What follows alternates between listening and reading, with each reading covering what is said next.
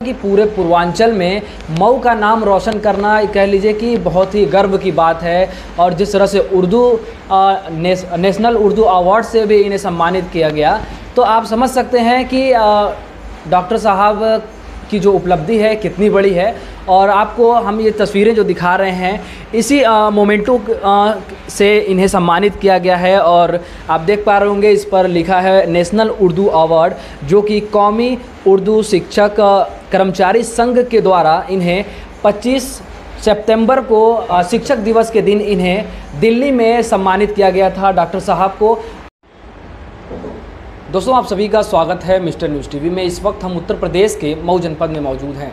आपको बता दें कि मऊ जनपद शिक्षा के क्षेत्र में हर साल कुछ नया देखने को मिलता है, और ऐसे में हमारे साथ डॉक्टर साहब मौजूद हैं। इनके बारे में अगर हम बात करें तो पूरे पूर्वांचल में मऊ का नाम रोशन किया है इन्होंने। आपको इनसे जानने की कोशिश करेंगे कि आखिर इनको जो अवार्ड मिला है, किस चीज़ का अवार्ड मिला है, और पूरी जानकारी इनसे लेंगे। और सबसे पहले आपको बता दें कि हमारे साथ मौजूद हैं डॉक्टर मंजर कमाल जी मौजूद हैं, इनसे जानेंगे। और इन सबसे आपका स्वागत है। जो अवार्ड मिला है नेशनल उर्दू अवार्ड, ये ऑल इंडिया लेवल की तंजीम है, संघ है, कौमी उर्दू शिक्षक कर्मचारी संघ, जो कि एक रजिस्टर्ड संगठन है और पूरे ऑल इंडिया लेवल पे ये उर्दू के लिए टीचर्स के लिए काम करती है।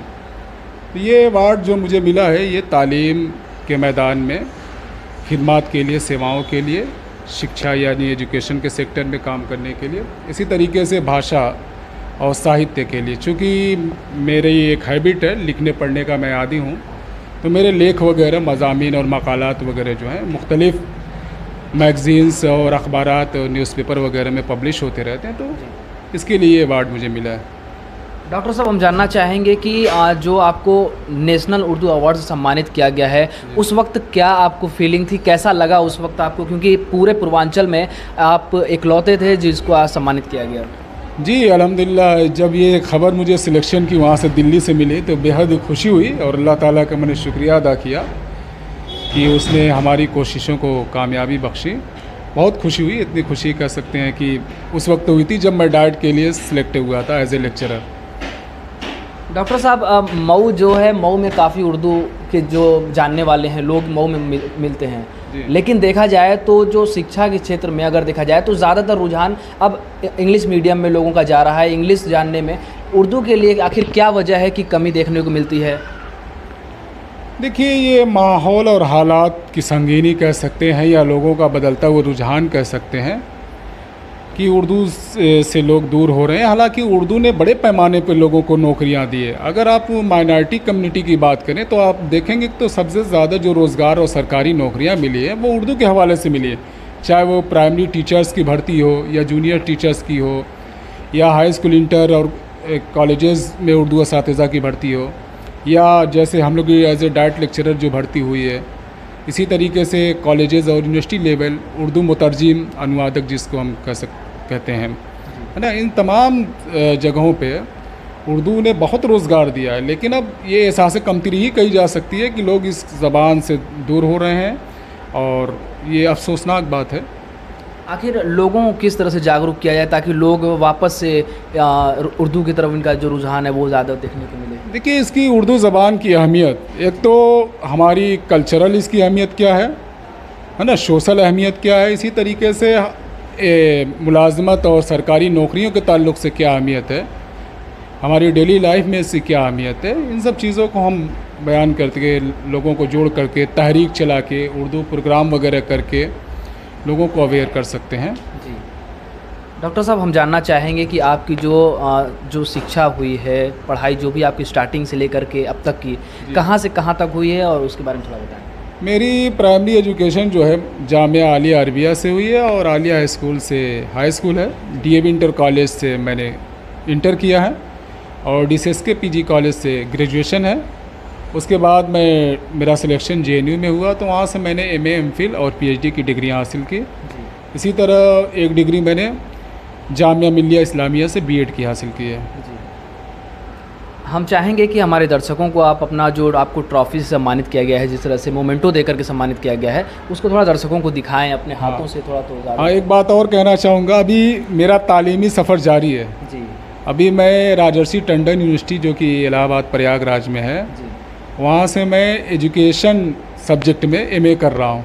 जी। तो एज ए लेक्चरर भी काम कर रहा हूँ और एज ए स्टूडेंट भी अभी मेरा तालीमी सफ़र मतलब जारी अभी है। भी संघर्ष जारी है। नहीं, संघर्ष नहीं कहा जाएगा, मतलब ख्वाहिश है पढ़ने की कि और भी मज़ामीन में डिग्रियाँ हासिल कर ली जाए और भी मालूमात में इजाफा हो और भी जानकारी हो, है ना, जिसका हम अपनी फील्ड में बेहतर तरीके से इस्तेमाल कर सकते हैं। एजुकेशन चूँकि हम लोग उसी फील्ड से हैं, ट्रेनिंग देना हम लोग का काम ही है, जी प्री सर्विस टीचर्स और इन सर्विस टीचर्स को, तो इस वजह से वो हमारे लिए बहुत ही मुफीद सब्जेक्ट है, इस वजह से हम इसको कर रहे हैं। मऊ के नौजवानों के लिए आपका क्या संदेश रहेगा, क्या कहेंगे उनके लिए कि जो लोग हैं वो जागरूक हों हर तरह से? मऊ में देखिए, तालीम के ताल्लुक से पहले से बहुत बेदारी आई है, लेकिन अभी और ज़्यादा आनी है चाहिए। जिस लेवल पे पहुंचना चाहिए अभी वो लेवल पर नहीं पहुंचे हम लोग। तो मैं नौजवानों से यही कहूँगा कि अपनी जो भी इकोनॉमिकल आपकी प्रॉब्लम हो, जो भी परेशानियाँ या मजबूरियाँ रही हों, उसका गिला शिकवा करने के बजाय हम संघर्ष करें, जिद्दोजहद करें, कोशिश करें और कभी मायूस ना हों। जी ठीक है ना, मायूसी वैसे भी जानते हैं कि इस्लाम में हराम है, तो हमें उससे बचना चाहिए। इंशाअल्लाह अगर आप मेहनत कर रहे हैं, ईमानदारी से लगे हुए हैं, तो आपको कामयाबी ज़रूर मिलेगी। तो नौजवानों से यही कहूँगा कि पढ़ाई पे अपना फोकस करें, जिस भी सब्जेक्ट में आपको दिलचस्पी ज़्यादा है, जिसमें आप बेहतर कर सकते हैं, उसको चूज़ कीजिए। ख़ासकर आज वक्त है साइंस और टेक्नोलॉजी का, और ऐसे कोर्सेज़ में आप एडमिशन लीजिए जहाँ से आपको रोज़गार और नौकरियाँ मिलने में आसानियाँ हों। प्रोफेशनल कोर्सेज़ कीजिए, वोकेशनल कोर्सेज़ कीजिए। जैसे ग्रेजुएशन आप कर चुके हैं तो उसके बाद आप बीएड कर सकते हैं, डीएलएड कर सकते हैं, है ना, बीएड के बाद एमएड कर सकते हैं। तो इस तरीक़े से आपको टीचिंग लाइन में, टीचिंग सेक्टर में आपके लिए नौकरी के मौके खुल जाएंगे। इसी तरीके से आप बीकॉम कर सकते हैं, एमकॉम कर सकते हैं, लॉ कर सकते हैं, बीएससी कर सकते हैं, एमएससी कर सकते हैं, बहुत सारे मौके आपके पास हैं। हमारे यहाँ दिक्कत ये है कि हम हाई स्कूल इंटर करने के बाद तालीम छोड़ देते हैं, जबकि अब उसके बाद ज़्यादा फासला नहीं रह जाता है। आपको 3 साल ग्रेजुएशन में लगेगा और कोई प्रोफेशनल डिग्री आप हासिल करना चाहें तो 2 साल मज़ीद और हम कर सकते हैं। तो 5 साल और तालीम हासिल कर लें तो इंशाअल्लाह आप कहीं किसी फील्ड में जा सकते हैं, कहीं आपका सिलेक्शन हो सकता है। और इसी के साथ साथ ये भी मैं मैसेज और पैगाम देना चाहूँगा जो स्टूडेंट हैं, जो पढ़ रहे हैं, कि वो अभी से, वो जिस भी क्लास में हो, इंटर में हो, हाई स्कूल में हो, ग्रेजुएशन में हो, वो कॉम्पिटिटिव एग्ज़ाम की तैयारी करें, प्रिपरेशन करें, है ना। ऑनलाइन तैयारी कर सकते हैं, ऑनलाइन बहुत सारे मटेरियल हैं, यूट्यूब पे आप देख सकते हैं, बहुत सारी कोचिंग सेंटर जो है फ्री क्लासेस आपको प्रोवाइड कराती हैं, किताबें आपको पीडीएफ की शक्ल में मिल जाएंगी। तो मवाद और मटेरियल की कमी नहीं है ना। बस आपके अंदर एक जज्बा, एक लगन और एक जुनून होना चाहिए, तभी आप कामयाबी आपके कदम चूमेगी। कामयाबी के लिए ये ज़रूरी शर्तें हैं कि आपके अंदर जुनून। साहब, हम जानना चाहेंगे कि जिस तरह से देखा जाए तो नौजवान जो मुस्लिम बच्चे हैं वो अक्सर नीट में या फिर ऐसी तैयारियां ज़्यादा करते हैं। अगर देखा जाए यूपीएससी की तैयारियां हो, आईएएस की तैयारी, इन सब में आखिर क्या वजह है कि बच्चे जाना नहीं चाहते या फिर उनको सही रास्ता नहीं बताया जा रहा है? नहीं, जाना चाहते हैं, लेकिन थोड़ा देखिए सिविल सर्विसेज जो है वो बड़ा सब्र वाली कह सकते हैं कि एक परीक्षा होती है कि आप उसके लिए सब्र का मादा होना चाहिए और मुसलसल आपको तैयारी करनी रहनी पड़ती है। ऐसा नहीं है कि आप पहले अटेम्प्ट में नाकाम हो गए तो आप छोड़ दें, नहीं।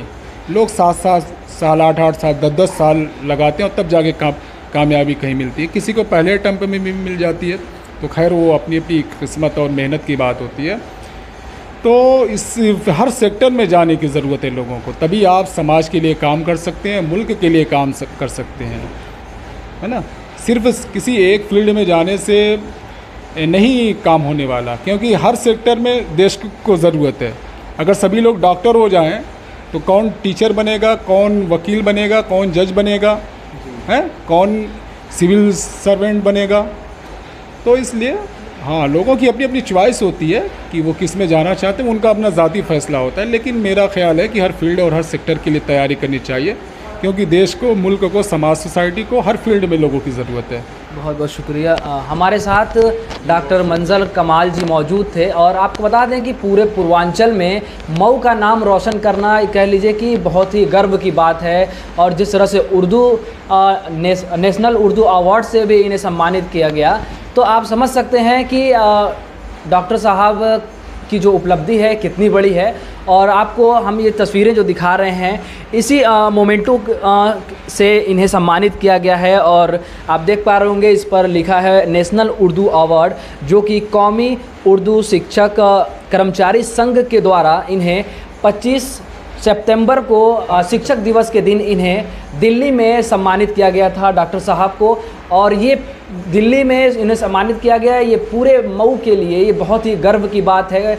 मऊ छोड़िए, कहा जाए तो पूरे पूर्वांचल में सिर्फ डॉक्टर साहब को ही ये इस तरह से नेशनल उर्दू अवार्ड से पूरे पूर्वांचल में सम्मानित किया गया है। तो दोस्तों, इसी के साथ हम आगे आपसे फिर मिलेंगे। मैं मोहम्मद रेहान, उत्तर प्रदेश मऊ से।